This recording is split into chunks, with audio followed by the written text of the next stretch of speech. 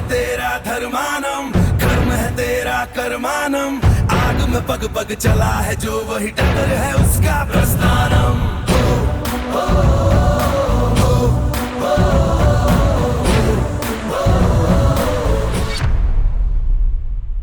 हमारे साथ जो रोल रहा उसे आप क्या और किस तरीके से एक्सप्लेन करना चाहें? सच में इधर सही जा रहा हूँ या रोक दूँ? कुछ नकारात्मक थॉट भी आए कभी? तो कई बार मैंने तो सिर्फ एक टाइम का खाना खा करके लिखा है, पूरे दिन भर भूखे रह करके, सिर्फ रात में खाना खा करके।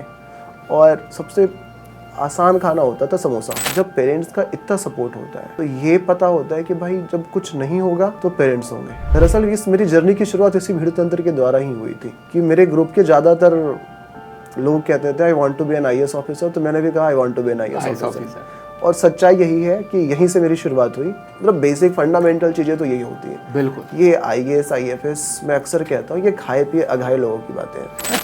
पढ़ाई बहुत ज़रूरी है but at the same time पढ़ाई हमारी ज़िंदगी नहीं है। ज़िंदगी में बहुत सारे और भी पक्ष हैं। मेरी तरफ से रवि के लिए एक बार बहुत अच्छे से क्लैपिंग जरूर करिएगा जहां आप बैठे वहीं पर। हाय एवरीवन, जैसे कि मैंने वादा किया था आपकी मुलाकात मैं कराऊंगा हमारे हिंदी मीडियम के टॉपर से, ऑल इंडिया रैंक 20 से। आज हमारे साथ रविराज हैं और ये बड़ी खुशकिस्मती की बात है कि आज उनका का पूरा ग्रुप, IRS का पूरा ग्रुप एक साथ इस होटल में आया हुआ है जहां हम डिनर करने के लिए आए हैं। और हम जानेंगे इस पूरी वीडियो में रविराज की न केवल जर्नी, बल्कि मैं आपको बताऊं कि कुछ ऐसी बातें आपको पता चलेगी जो रियल में केवल मोटिवेशन या इंस्पिरेशन नहीं देगी, बल्कि आपको जिंदगी भर की कुछ ऐसी सीख सिखा जाएगी जो शायद आपके आने वाली मुश्किलों को कम कर सकती है। सबसे पहले तो बहुत बहुत शुभकामनाएं रविराज ऑल इंडिया 20 रैंक के लिए। Thank you sir. मुझे ऐसा लगता है कि लास्ट टाइम जब हम मिले थे तब भी रविराज का यही बिल्कुल प्रतिक्रिया थी। एक वही मतलब जैसे हम कहते हैं ना सामान्य लाना, जैसे जिसको हम कहते हैं कि कुछ भी अचीव हो जाए, कुछ खो जाए तो वो सामान्य रूप में एक सन्यासी जीवन जैसा लगता है। तो रविराज, पहले तो जब आपको पहली बार बताया कि 20 रैंक आई है, सबसे पहला आपके मन में क्या सवाल आया था?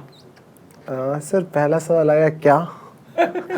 दूसरे बार जब फिर से बताया गया तो मैंने कहा सच में।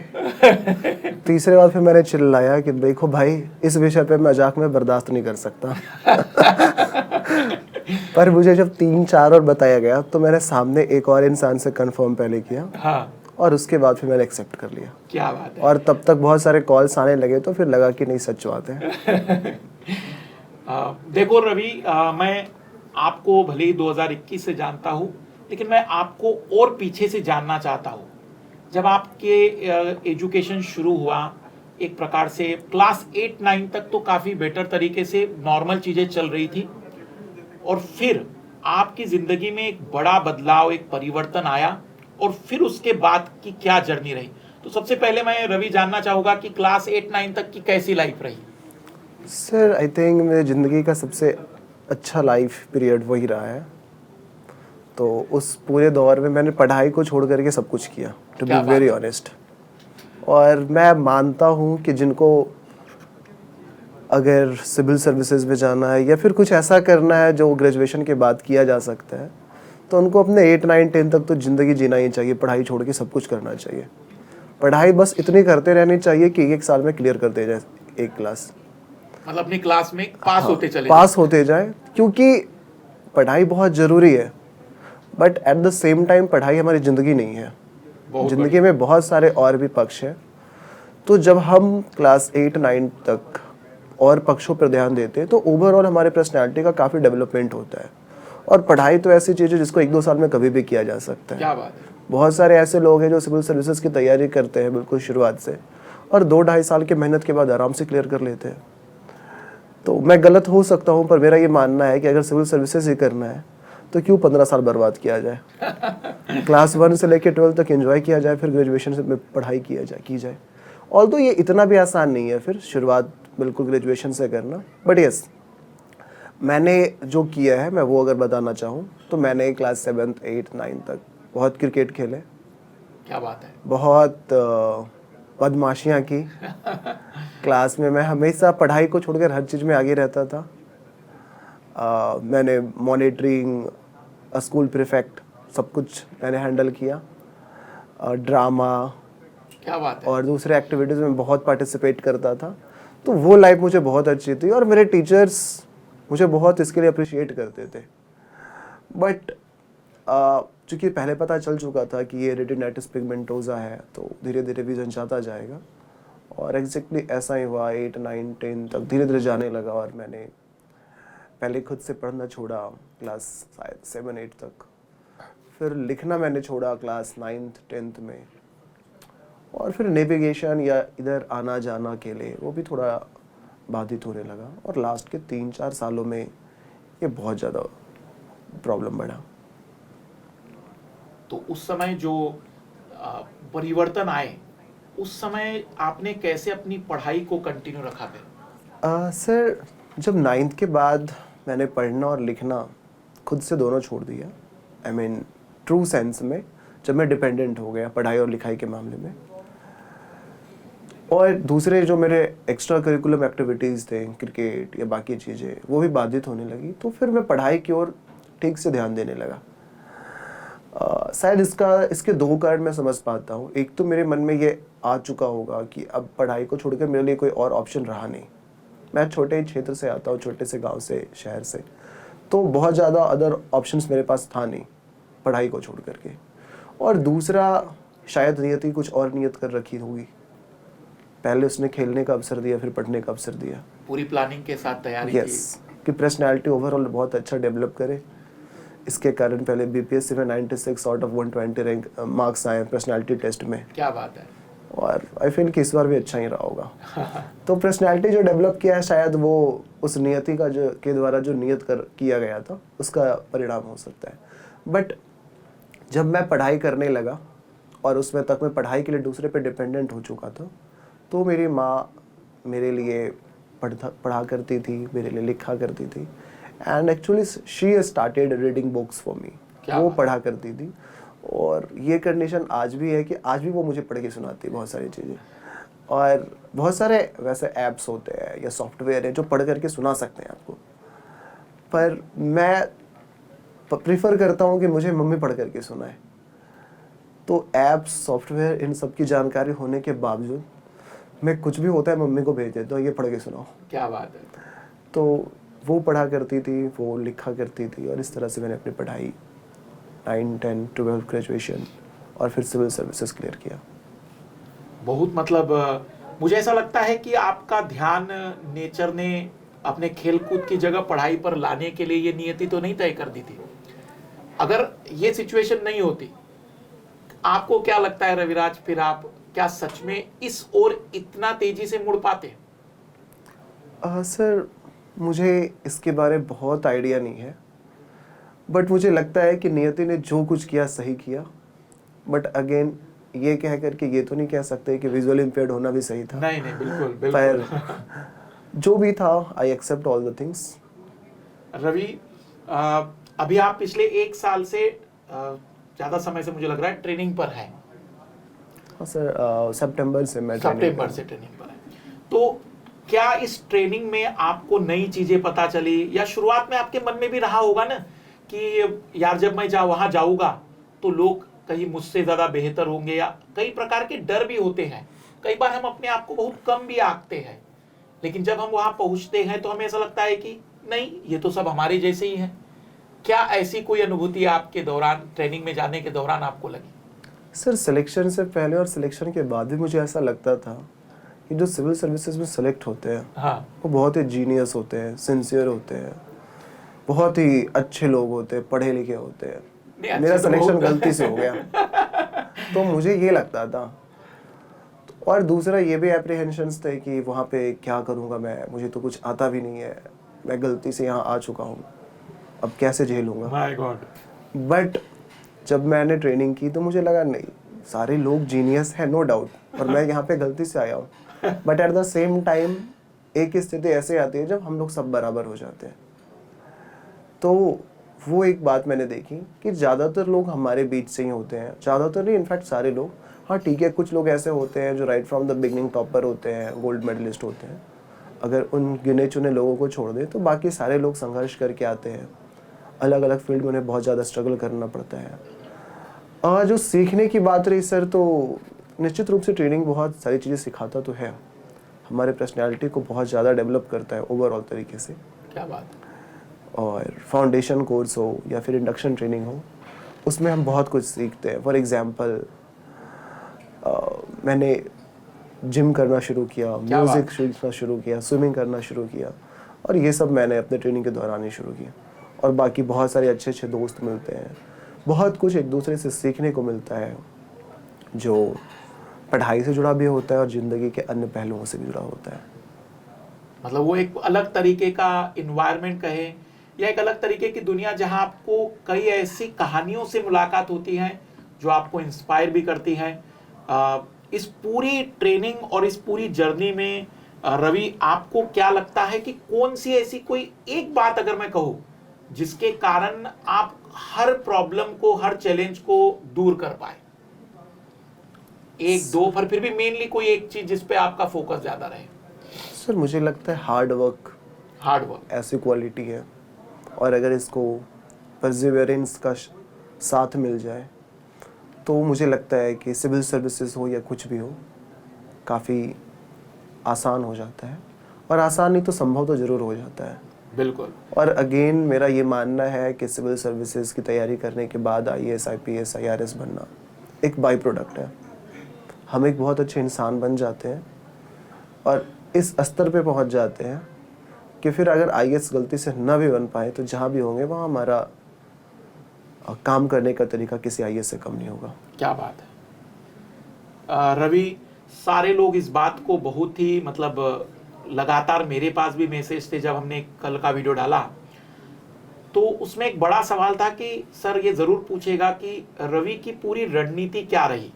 तो मैं चाहूंगा कि रणनीति हम पिछले साल की नहीं बात करते हैं, जब आपने फर्स्ट डे प्रिपरेशन की शुरुआत की, वहां से अगर हम शुरुआत करें तो पूरी रणनीति थोड़ा सा हम चाहेंगे विद्यार्थियों के पर्सपेक्टिव से, खास करके जो नए एस्पिरेंट हैं वो जानना चाहते हैं। सर रणनीति बहुत सरल होती है और ज़्यादातर टॉपर्स वही बताते हैं, और इनफैक्ट ज़्यादातर एस्पिरेंट्स को भी ये पता होता है। समस्या इम्प्लीमेंटेशन के स्तर पे होती है कि हम सुनते हैं, 2-3 दिन मोटिवेटेड रहते हैं और फिर भूल जाते हैं, क्योंकि इंस्टा के रील्स और यूट्यूब के शॉर्ट से हमें समय नहीं मिल पाता है। बहुत बढ़िया। बट अगर अपनी रणनीति की बात मैं करूं तो मैं टिपिकल बिहारी हूं। तो मैंने पहला काम इंटरव्यू की तैयारी करना शुरू किया। पहले हम सबसे तीसरा स्टेप से शुरू करेंगे। Yes. बहुत बढ़िया। क्योंकि ये हम बिहारियों को पता होता है प्रीलिम्स और मेंस क्या है, ये तो हो ही जाएगा। बट ये तरीका मुझे सही भी लगता है, क्योंकि जब हम इंटरव्यू की बात करते हैं तो बेसिकली पर्सनैलिटी टेस्ट है, और पर्सनैलिटी में बहुत सारे पक्ष होते हैं। बात करने का तरीका, बात रखने का तरीका, बैठने का तरीका, चलने का तरीका, सोचने का तरीका, लिखने का तरीका, सब कुछ हमारे पर्सनैलिटी का ही हिस्सा होता है। और पर्सनैलिटी ऐसी चीज़ है जो 1 महीने में या 2 दिन में या 2 महीने में नहीं सीखी आ सकती है। ये लंबा समय मांगता है।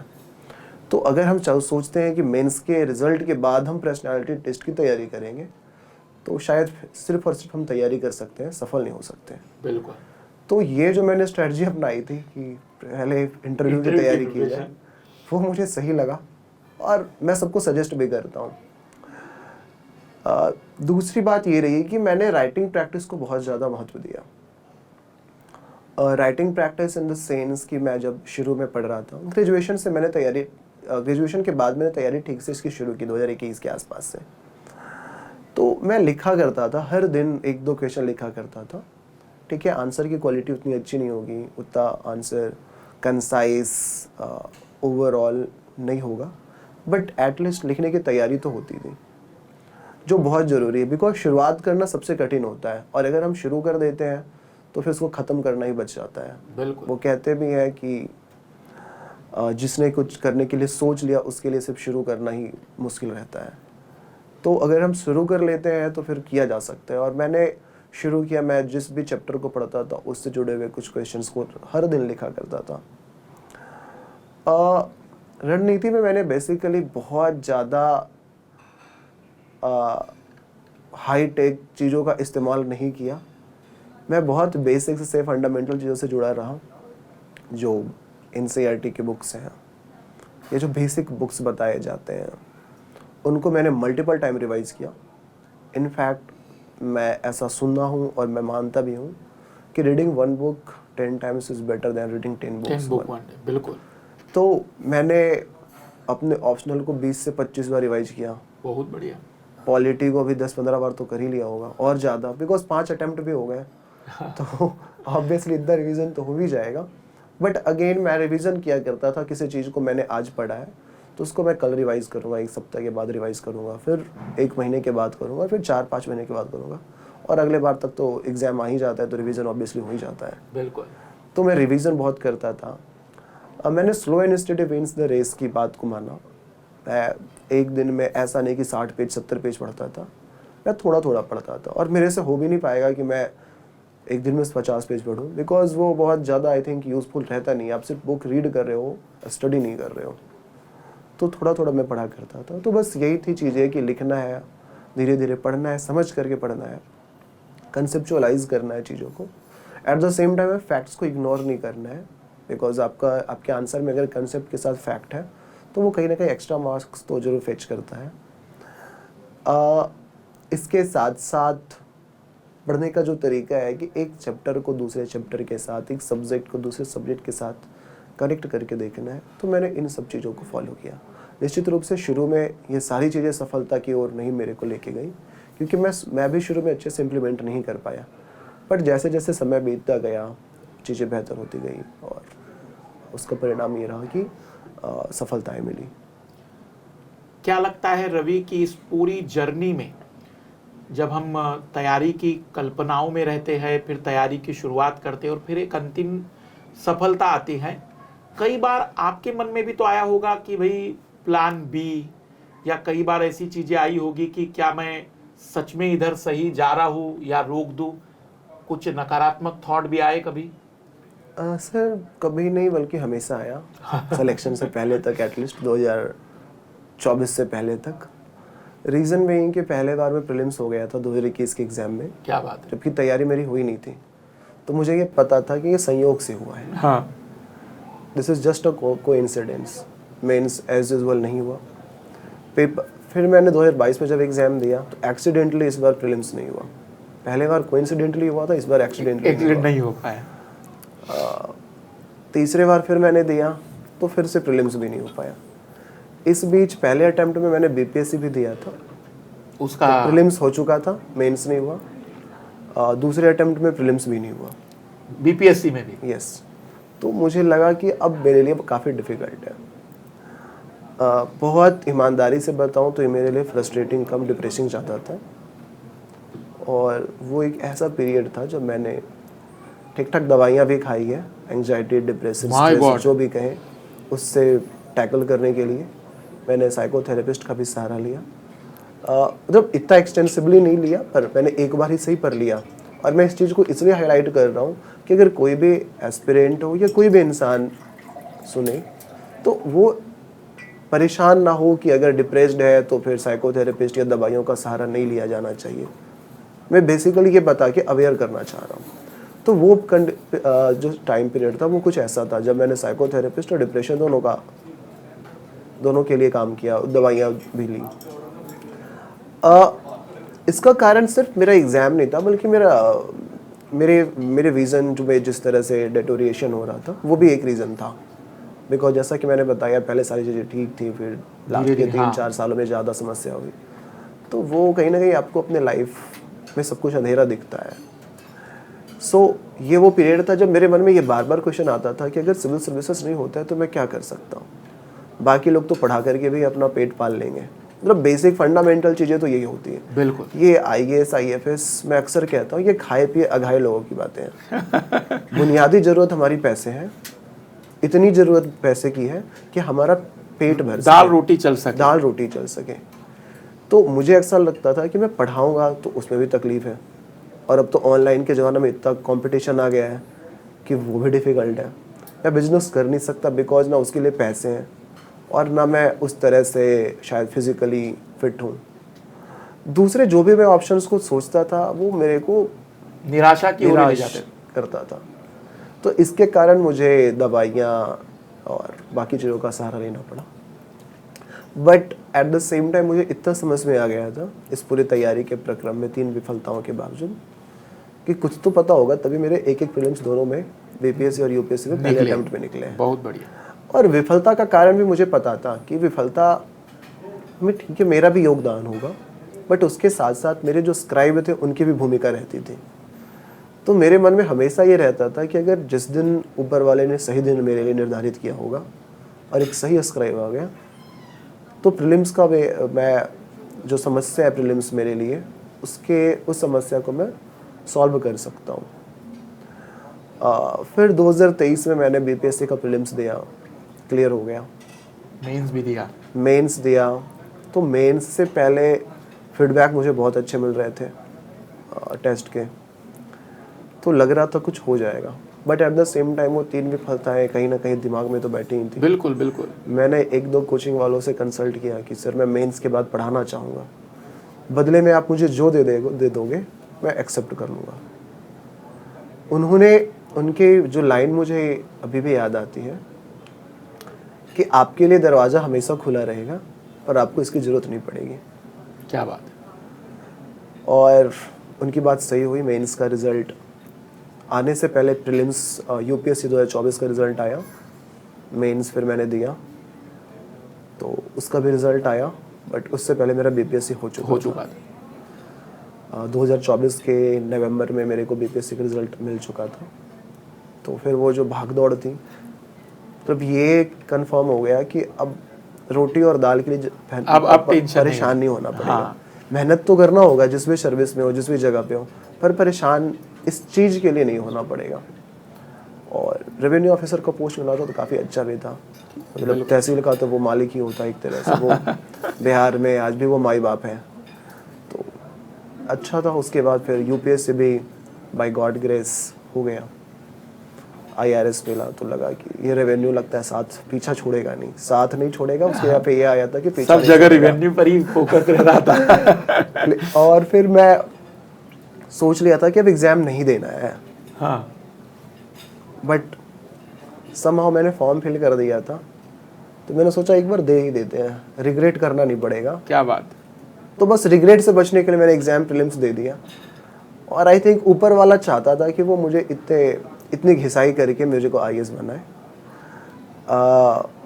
पहले स्ट्रगल कराया जो वो अलग है। फिर प्रीलिम्स से पहले ये हुआ कि अस्क्राइब का इशू हो गया। हाँ। अस्क्राइब मेरे अपने जानने वाले थे, अपने एंड से थे, बट उनके कॉलेज का इंटर्नशिप उसी समय आ गया तो वो अनकंफर्टेबल हो गए। उनके लिए बहुत मुश्किल हो गया, या तो वो इंटर्नशिप कर सकते थे या मेरा एग्ज़ाम लिख सकते थे, तो फिर वो हो गया। बट लास्टली समहाउ अरेंज हो गया। फिर मैंने सेंटर पुणे चुन लिया था। हाँ। इस सोच के साथ यार घूमना है, एग्जाम तो देना नहीं है इस बार। तो मैंने पुणे के लिए मैंने टिकट करवाई, वो कंफर्म नहीं हुआ। और मेरा मन था नहीं कि मैं फ्लाइट से जाऊं, क्योंकि अब 15-20 हज़ार रुपया क्यों खर्च करूं जब एग्जाम ही नहीं, एग्जाम अच्छे से मूड है ही नहीं, मतलब देने का मूड ही नहीं है तो क्यों खर्च करूं। पर लास्ट डे फिर से टिकट हो गया। फिर मेंस। अब मेंस में मेरे मन में हमेशा ये थॉट आता था क्यों मैं ये सब कर रहा हूँ, मैं आईआरएस तो बन चुका हूँ। हाँ। पर 1-2 लोगों से मैंने बात की और मैंने उनसे सलाह लेने के लिए बात वैसे की नहीं थी। मैंने एक जो कंफर्म होने के लिए बात की थी कि मैं जो सोच रहा हूँ वो सही है ना। हाँ। और मैं चाहता था कि वो कह दे कि हाँ तुम जो सोच रहे हो वो सही है और तुम सोच रहे हो कि छोड़ दो, देना ही नहीं। एक कन्फर्मिस्ट बायस होता है। हाँ। तो उस बायस के साथ मैंने उनसे बात की। उनका पहला लाइन था कि आप एस्केपिस्ट बन रहे हो। हाँ, बहुत सही। आपको अगर आईआरएस इतना ही अच्छा लग रहा है तो आप आईएएस बन जाओ, रिजाइन कर देना उसको, अदरवाइज आप एस्केपिस्ट हो गए। बहुत सही। और उनका मैं बहुत सम्मान करता हूँ। अब मेरे मन में था अगर मैं एग्जाम नहीं अब दूँ तो वो फिर मेरे क्लास लगाएंगे। और जिनका मैं बहुत रिस्पेक्ट करता हूँ, मैं नहीं चाहता हूँ कि उनके मन में मेरी इमेज खराब हो। बिल्कुल। मैंने सोचा अब जब दे ही रहे हैं तो दे ही दिया जाना चाहिए, सही से दूँ। और फिर मैंने सही से 2 महीने की तैयारी की। प्रीलिम्स के बाद? हाँ, प्रीलिम्स के बाद, रिजल्ट आने के बाद, इतने सोच के बाद कि नहीं देना है, अब तो मैं IAS हो चुका हूँ। इसमें अच्छा उस समय थॉट्स भी आते थे यार, IRS बहुत अच्छा है, वर्क लाइफ बैलेंस बहुत अच्छा है, इससे तो IAS भी डरता होगा IRS से। ऐसे थॉट्स भी आते थे अपने कंक्लूजन को सही साबित करने के जो लिए। दिमाग में चल रहा है कि मैं सही ट्रैक पर हूँ। यस, तो ऐसे लॉजिक्स भी आते थे। बट फिर मैंने एग्जाम दिया, तो एग्जाम में ऐसा लगा कि पिछले बार मैंने जो गलतियाँ की थी उससे मैंने थोड़ा सीख ली। जैसे पेपर 4 में मेरे मार्क्स काफ़ी कम थे। इसका कारण ये था कि मैंने एग्जाम्पल्स यूज़ ही नहीं किया था। पूरे पेपर मैंने सिर्फ एक एग्जाम्पल यूज़ किया था, जबकि लोग पूरे पेपर में सिर्फ एक आध जगह एग्जाम्पल छोड़ते हैं, और मैंने उल्टा किया। पेपर 3 में भी मेरे मार्क्स थोड़े कम थे, तो उसमें मैंने डेटा बहुत यूज़ नहीं किया था। मतलब वैसे मैं टेस्ट में डेटा यूज़ किया करता था, पर आई डोंट नो उसमें मुझे क्या हुआ, एग्जाम हॉल में नहीं यूज़ किया। हाँ, मुझे डेटा याद नहीं आया या जो भी रीज़न रहा हो, फिर यूज़ नहीं किया। तो इस बार मैंने उन दोनों पे काम काफ़ी किया। और पेपर 4 में आई थिंक एक पॉइंट भी नहीं होगा जिसमें मैंने एग्जाम्पल नहीं लिखा ना दिया हो। और पेपर 3 में जब इन्विजिलेटर देख रहे थे मेरे आंसर को, हाँ, तो वो लंच के टाइम में वो कहते हैं कि आप डेटा अपने मन से बनाते हो क्या? इतने सारे डेटा इतने डेटा कैसे ला सकता है कोई? तो ये 2 जो मेरी कमियां थी उसको मैंने ठीक किया। At the same time optional का थोड़ा डर तो था, बिकॉज लास्ट ईयर मेरे ऑप्शनल में 298 मार्क्स आए थे। नहीं, फिर भी अच्छे नंबर थे। तो काफ़ी अच्छे मार्क्स थे, तो मुझे इसका डर था कि इतना अच्छा फिर से हो पाएगा। हाँ, क्योंकि पेपर 3 और पेपर 4 में मैं बढ़ा लूँ और पेपर ऑप्शनल में मेरा कम हो जाता है, तो फिर नेट रिजल्ट तो बराबर हो जाएगा, वही हो जाएगा। और मैं बहुत एप्रीहेंशन के साथ जी रहा था पिछले 6 महीनों में कि इस बार क्या होगा। लेकिन आई थिंक ऊपर वाले कुछ और सोच रखे थे, पूरी प्लानिंग अलग ही थी। उनकी प्लानिंग कुछ और थी। एक और इसमें दिलचस्प बात है कि जो मेरा बोर्ड था, मैं आई डोंट थिंक कि मुझे बोर्ड का नाम लेना चाहिए अभी। तो उनमें XYZ जो भी बोर्ड था, हाँ, पर वो नहीं था जिसके बारे हम लोग आमतौर पे सोचते हैं, हाँ, जिनको हम बहुत डिफिकल्ट मानते हैं, वो नहीं थे। तो उनके बारे में मेरा ये सोच था, मैं पिछले 1.5 महीने से सोच रहा था, भगवान उनका बोर्ड मत देना। हाँ, वो सबके क्लास लगाते हैं। माय गॉड, मैं यहाँ पे जेंडर भी रिवील नहीं करूंगा। हाँ, हाँ। तो सबके क्लास लगाते हैं, उनका बोर्ड मत देना। और वही बोर्ड मिला है। एंटर करने से 1 मिनट पहले मुझे पता चला कि बोर्ड की चेयरपर्सन वही है।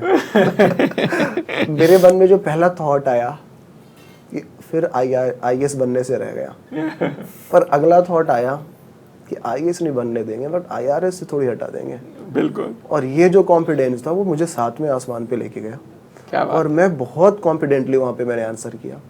और उसके बाद मैं ऑप्टिमिस्टिक रहा कि इंटरव्यू में बहुत अच्छे मार्क्स आएंगे। अभी तक मुझे पता नहीं कितने मार्क्स आए, कैसे रहे, बट ओवरऑल मुझे ऐसा लग रहा है कि मैंने कुछ किया नहीं, बल्कि मुझसे ज़बरदस्ती करवाया गया।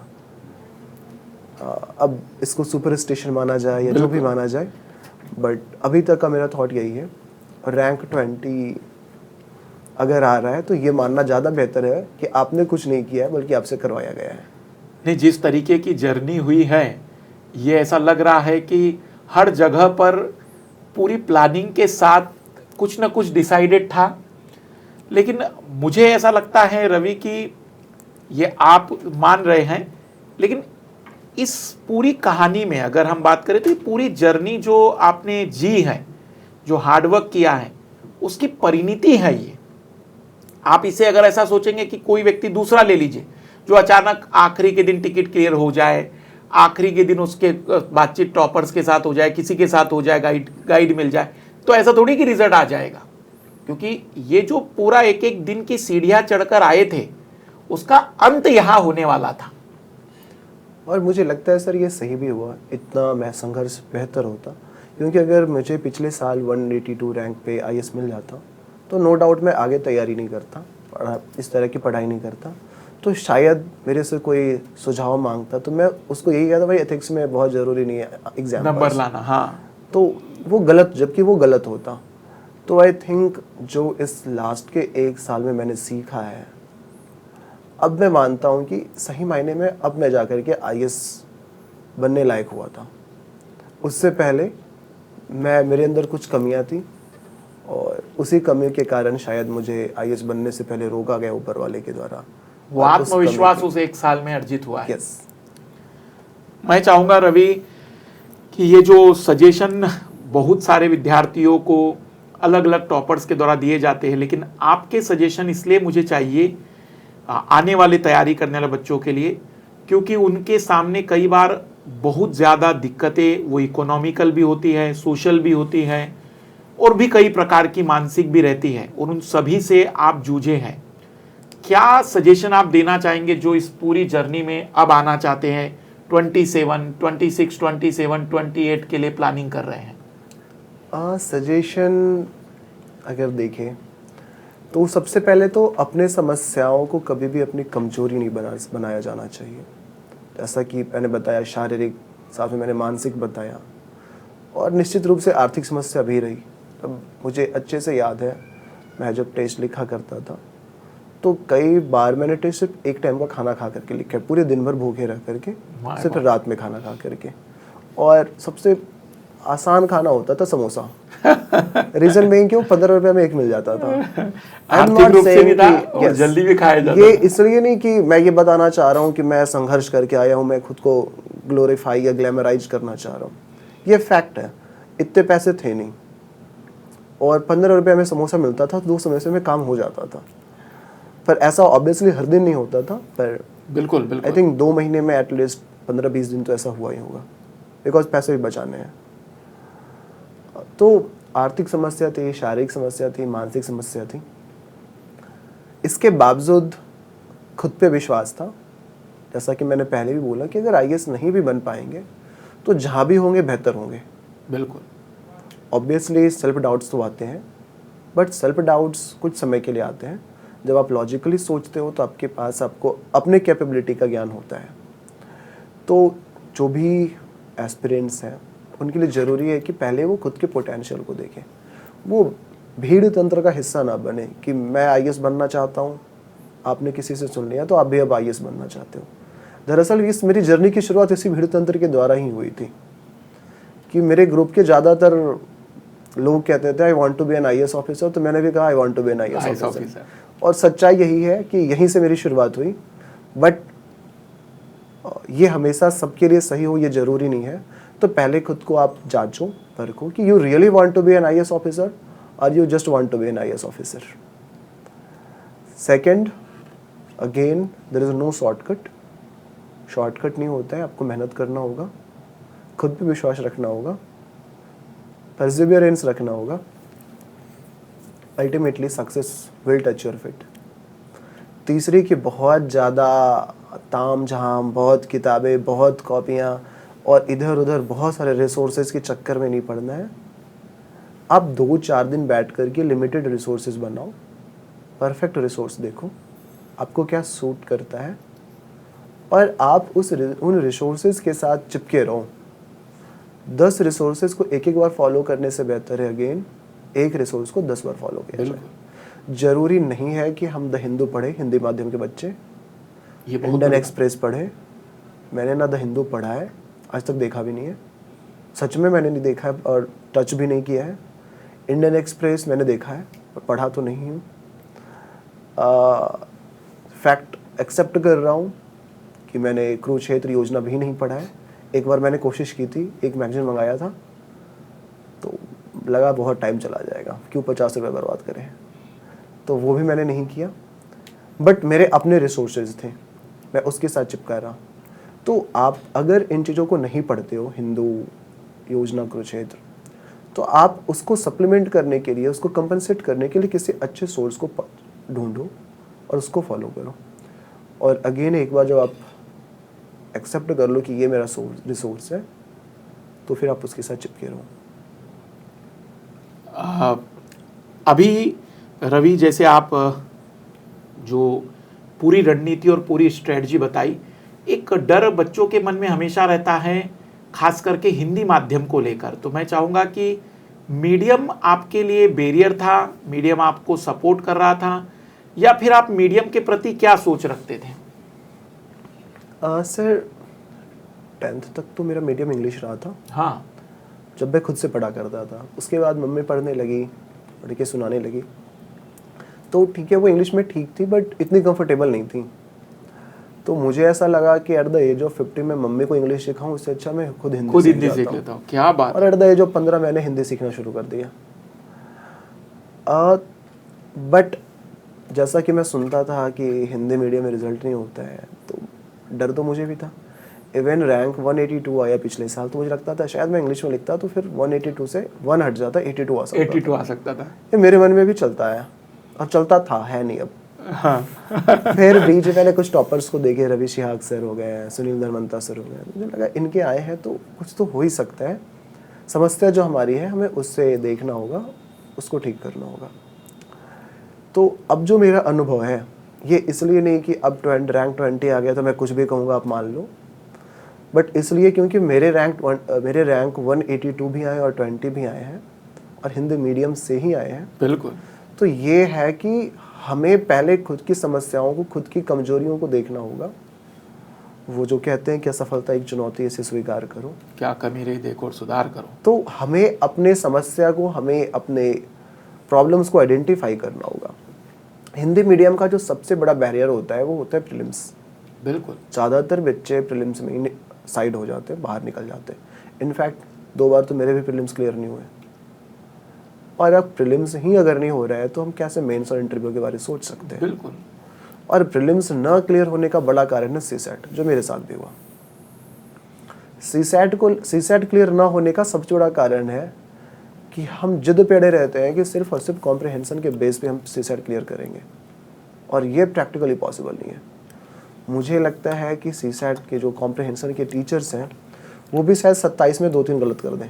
सभी से होता है, और वो पॉसिबल है। अब और जब हम 27 में 2-3 गलत कर दे रहे हैं तो पहले तो हमारे सही हुए 24 और 3 गलत के एक से कट गया, चले गए तो 23 हो गए। Cut off 27। उसके बाद कट ऑफ 27 है। बिना मैथ्स और रीजनिंग के तो वैसे भी क्लियर नहीं होगा। दूसरी बात है वो इस तरह के भाषा में रहता है, हालांकि अब तो बेहतर अनुवाद होने लगा है, बट फिर भी इतना कॉम्प्लेक्स तो होता है, चैलेंजिंग तो है निश्चित ही। 5-6 कॉम्प्रिहेंशन लगातार पढ़ने के बाद दिमाग कुंद हो जाता है।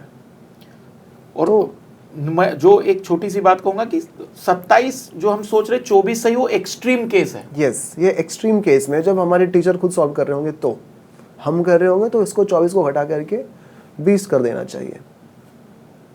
तो ऐसे में मुझे लगता है कि हमें मैथ्स और रीजनिंग के जो कुछ टॉपिक्स हैं, आसान से टॉपिक्स हैं, उसको करने के लिए बहुत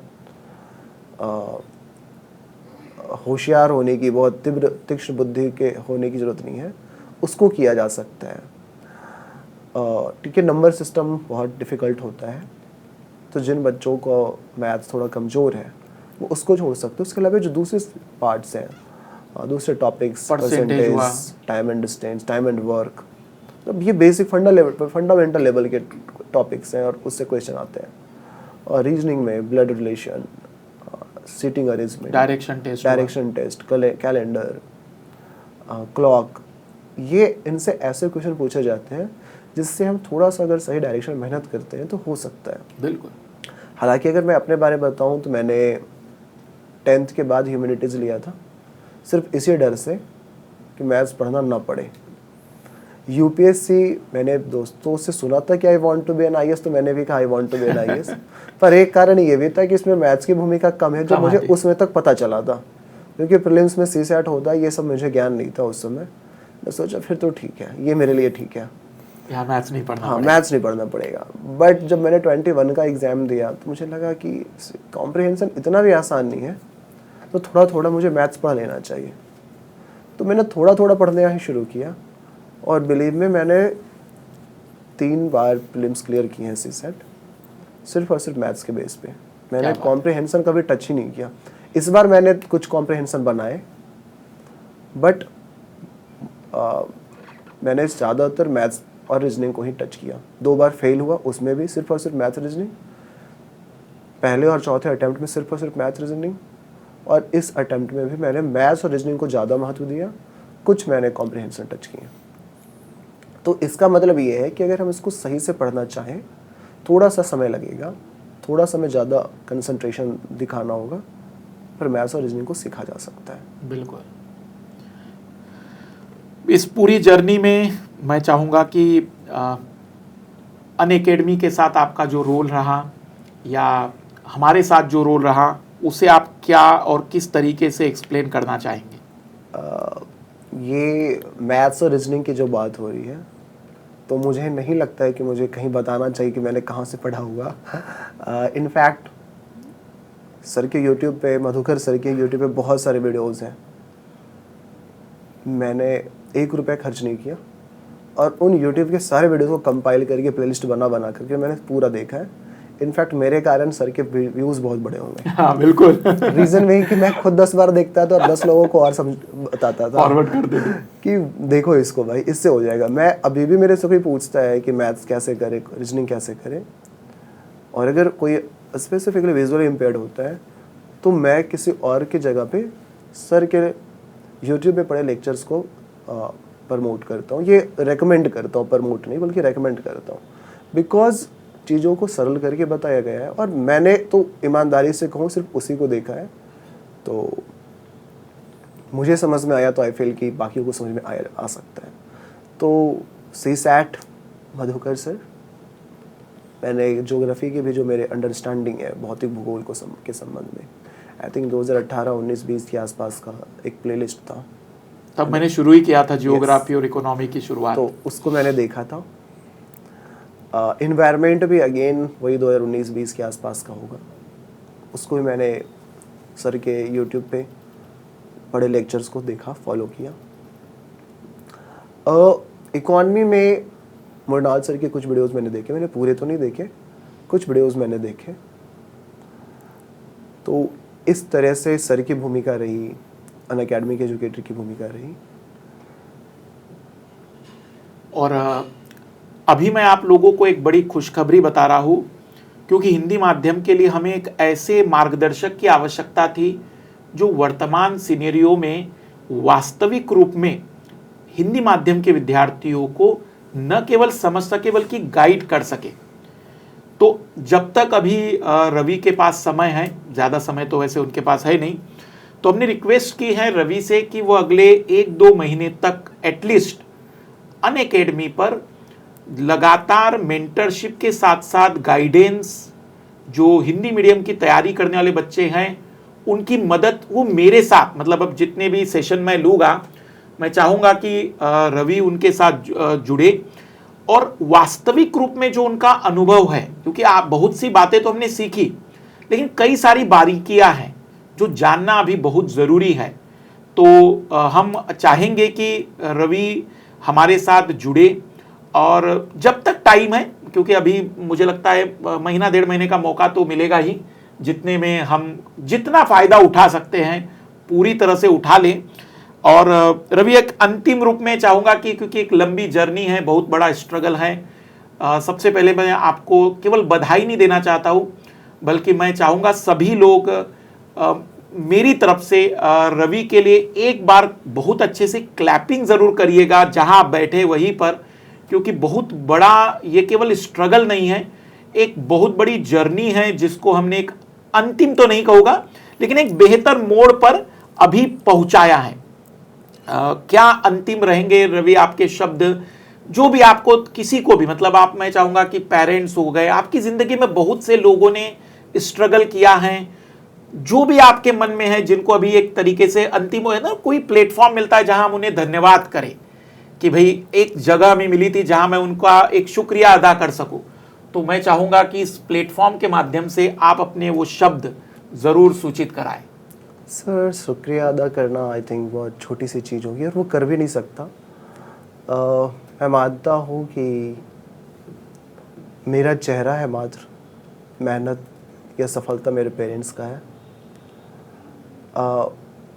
मेरी सफलता में अगर मेरी भूमिका अगर हटा दें, मेरी भूमिका सिर्फ 0.01% है, रिमेनिंग जितने भी परसेंटेज होते हैं 99.99 वो मेरे पेरेंट्स की है। जैसा कि मैंने पहले ही बताया, मेरी मम्मी मेरे लिए किताबें पढ़ती थी, कुछ भी मैं लिखवाना चाहता था तो लिखती थी। तो अब समझ सकते हैं कि मम्मी की क्या भूमिका रही होगी। एट द सेम टाइम मेरे पापा, I don't belong to such a high class family, but मेरी जो भी ज़रूरतें रहीं, अपनी ज़रूरतों को पूरा ना करके पापा ने मेरी ज़रूरतों को पूरा किया। और 3-4 असफलता के बावजूद एक चीज़ जो मैंने उनसे हमेशा सुना कि कोई बात नहीं, बहुत लोग आते हैं जिनका 5-5 अटैम्प्ट तक नहीं होता है। तो पहले बार में जब मैं रोया प्रीलिम्स मेंस क्लियर ना होने के बावजूद, तो पापा का पहला स्टेटमेंट था कि यार तुम्हारा पहला बार में तो प्रीलिम्स हो गया, बहुत लोग का 5 बार में प्रीलिम्स भी नहीं होता है। क्या बात, मतलब दूसरे मोटिवेट बार करते रहे। जब प्रीलिम्स नहीं हुआ तो रोया, तो पापा कहे कि पिछले बार तो प्रीलिम्स हो गया था, इस बार नहीं हुआ, मतलब थोड़ा बहुत दिक्कत होगा, कहीं पे सुधर जाएगा, नेक्स्ट टाइम देख लेंगे। और अगेन वही उनकी लाइन होती है, 5 बार तो बहुत लोगों के नहीं होते प्रीलिम्स भी, तुम्हारा तो एक बार प्रीलिम्स हो चुका है। तीसरे बार भी प्रीलिम्स जब नहीं हुआ, अगेन पापा का वही पंच लाइन था, भाई कई लोगों के 5-5 अटेम्प्ट में प्रीलिम्स नहीं होते। बिकॉज मैं जाता था देने प्रीलिम्स तो पापा के साथ जाता था। हाँ। तो पापा वहाँ देखते थे, मैं 23 साल का, 22 साल का और 21 साल का उसमें लड़का था, और पापा 31 साल, 32 साल और 33 साल के इंसान को देखते थे। तो कहते थे उसको देखो, वो 33 साल का होगा, 32 साल का होगा, 6 अटैम्प्ट हो गया होगा, 5 अटैम्प्ट उसका नहीं हुआ है, तुम्हारा एक बार तो हो चुका है, तुम्हारे अंदर कुछ तो क्वालिटी होगी, थोड़ी बहुत कहीं पे कमियां होंगी, इसको देख लेंगे अगले साल। तो उनका इस तरह से सपोर्ट रहा। कभी मैं उनको कहता था कि हो नहीं रहा है, थोड़ा डिफ़िकल्ट होगा, मेरा फ्यूचर क्या होगा, तो मेरे पापा हमेशा कहते थे कि जब तक हम लोग हैं तब तक तो सोचना नहीं है, और जब नहीं रहेंगे तब भी नहीं सोचना होगा, बिकॉज तुम्हारे लिए इतना कर देंगे कि सोचना नहीं होगा। तो this was the support given by my father. और ये सपोर्ट आई थिंक बहुत ज़रूरी होता है, बिकॉज अगर सपोर्ट नहीं रहेगा तो आप अकेले रहोगे और आपके दिमाग में बहुत सारी बातें चलेंगी, जिसका रिजल्ट ये होगा कि आप पढ़ाई पे फोकस नहीं कर सकते हो। होता है। बट जब पेरेंट्स का इतना सपोर्ट होता है तो ये पता होता है कि भाई जब कुछ नहीं होगा तो पेरेंट्स होंगे, और अगर पेरेंट्स हैं तो ये अपने आप में बहुत होता है। एटलीस्ट मेरी सफलता सिर्फ और सिर्फ मेरे पेरेंट्स के कारण हो सकी है, और ये मेरी सफलता नहीं बल्कि मेरे पेरेंट्स की सफलता है। इस पूरी जर्नी में हमने जाना कि किस तरीके से रविराज के जीवन में परिवर्तन आए, सफलता और असफलताओं का दौर चलता रहा। लेकिन इस पूरी कहानी में अगर मैं 3-4 बातें बताऊं, कहानी इसलिए कह रहा हूं क्योंकि रोमांचक है ये, पर उन्होंने जिया इसे। सबसे पहली बात कि सफलताओं से डरना नहीं है। दूसरी बात, जितना हो सके आप अपनी जो कमियां हैं, जो अपने चैलेंजेस हैं, उनको पहचानना है। और सबसे ज़्यादा ज़रूरी, जो पेरेंट्स भी अगर इस वीडियो को देख रहे होंगे तो मैं चाहूँगा कि आपका सपोर्ट आपके बच्चों के लिए इतना ज़रूर रहे कि आप ईमानदारी से प्रयास करिए, हम आपके पीछे हैं। आप उनका मतलब खास करके जो लड़कियां कई बार मुझसे कहती है कि सर घर वाले शादी की बात कर रहे हैं, तैयारी नहीं करने देना चाहते, तो मैं चाहूँगा कि इस बात को समझे कि यदि कोई भी सफल होगा तो उसमें आपका योगदान भी बहुत बड़ा होता है। साथ ही साथ जैसे मैंने कहा कि अब रविराज हमारे साथ हम जोड़ेंगे, पूरी तरह से उन पर मतलब रिक्वेस्ट कहे, या मैं कहूँगा कि एक शिक्षक होने के नाते मेरा दबाव कहे, मैं कहूँगा कि बिल्कुल हिंदी माध्यम के लिए जो सबसे ज़्यादा ज़रूरी है गाइडेंस की, वो अब पूरी हो जाएगी, तो उसका भी हम पूरा प्रयास करेंगे। बाकी आप इस पूरी जर्नी से जो जो सीख सकते हैं, जो जो आप महसूस कर सकते हैं, उसे आज नोट डाउन करिए, और 1-2 दिन का मोटिवेशन नहीं, एक लंबी जर्नी की तैयारी करिए। मुझे उम्मीद नहीं बल्कि गारंटी है कि इस बार ये जो आने वाली एग्ज़ाम होगी वो आपको सफलता ज़रूर देकर जाएगी। बहुत बहुत धन्यवाद रविराज, आपने जो शेयर किया, और बहुत ज़रूरी था ये पूरा वीडियो, जिसके माध्यम से हम उन बच्चों तक भी बातें पहुंचा सके जिनको अभी तक भी बातें पूरी तरह से क्लियर नहीं हो पा रही थी। Thank you sir. तो मुलाकात करते रहेंगे, तब तक के लिए बाय, लेट्स क्रैक इट। ये तो टॉपर की स्ट्रेटजी थी, और टॉपर की स्ट्रेटजी आपकी स्ट्रेटजी नहीं हो सकती। टॉपर के माध्यम से हम जान सकते हैं कि हमारी कमियां क्या हैं और उन्हें दूर कैसे करना है, लेकिन हम उनके द्वारा बताए गए या उनके द्वारा अपनाए गए कंप्लीट पथ का अनुसरण नहीं करेंगे। हर सिलेक्शन, हर विद्यार्थी की अपनी कमियां और अपनी जरूरतें अलग है। आप भी अपनी कमियां और अपनी जरूरतों को पहचानिए। मोटिवेशन नहीं, सेल्फ कंट्रोल आपके लिए ज्यादा जरूरी है।